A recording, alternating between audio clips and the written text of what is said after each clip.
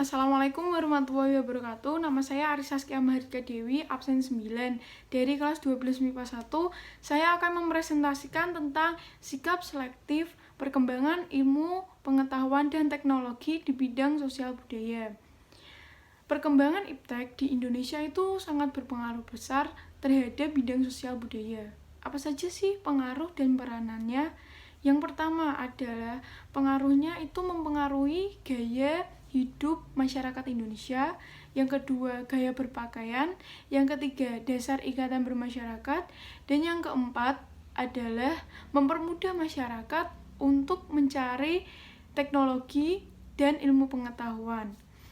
Yang saya sebutkan pertama yaitu mengubah gaya hidup, mengubah gaya berpakaian, dan dasar ikatan bermasyarakat. Itu adalah contoh dampak negatif dari perkembangan iptek di bidang sosial budaya. Mengapa sih itu termasuk dampak negatif? Seperti contoh gaya berpakaian.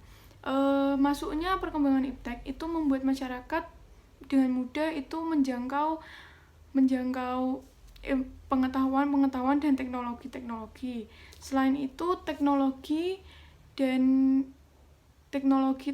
dari luar negeri itu bisa masuk ke Indonesia itu sendiri, sehingga kita itu mengetahui tren-trennya orang luar itu seperti ini, yang membuat bangsa Indonesia itu ya mengikuti tren-tren barat tersebut. Itu sudah termasuk contoh mengubah gaya hidup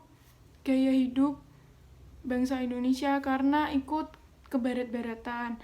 Lalu yang kedua, gaya berpakaian. Dari tren-tren tersebut kita juga tahu fashionnya orang luar negeri itu seperti ini, sehingga membuat kita ya ikut-ikutan. Padahal pakaian luar negeri dengan bangsa Indonesia itu berbeda. Kita sebagai bangsa Indonesia itu terkenal akan sopan santunnya, dan pakaian-pakaian luar negeri itu ya tidak sesuai dengan identitas Indonesia tersebut. Jadi itu adalah termasuk dampak negatif ya.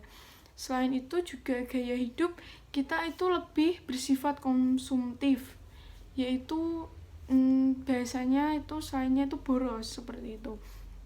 Lalu yang saya sebutkan terakhir itu adalah dampak positifnya, mempermudah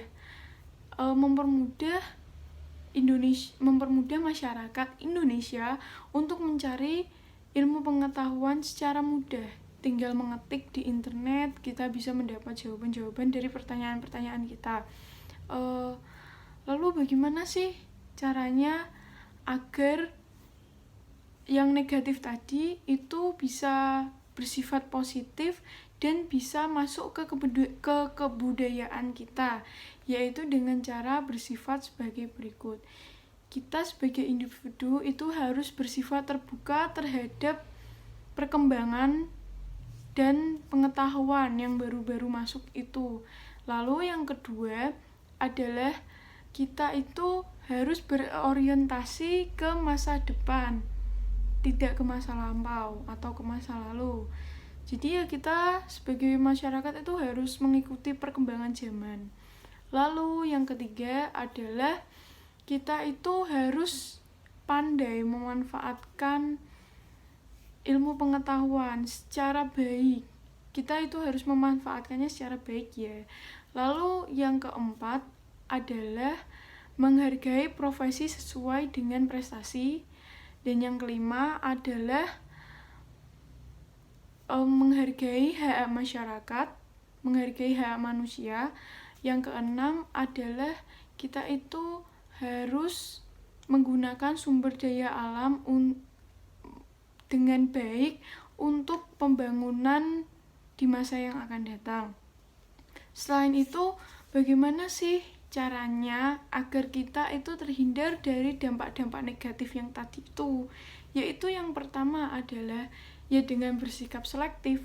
Kita sebagai masyarakat itu harus tahu mana sih yang gak sesuai dengan dasar negara kita. Karena dasar negara kita itu kan Pancasila. Pancasila itu kan dasar kita harus berperilaku di masyarakat.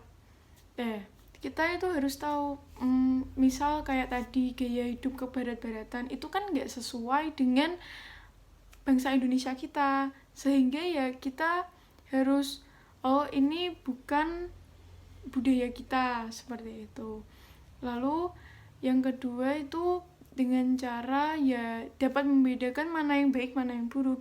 Dari kita dapat membedakan tersebut, kita itu akan tahu perilaku mana yang sesuai seperti itu. Terima kasih. Wassalamualaikum warahmatullahi wabarakatuh.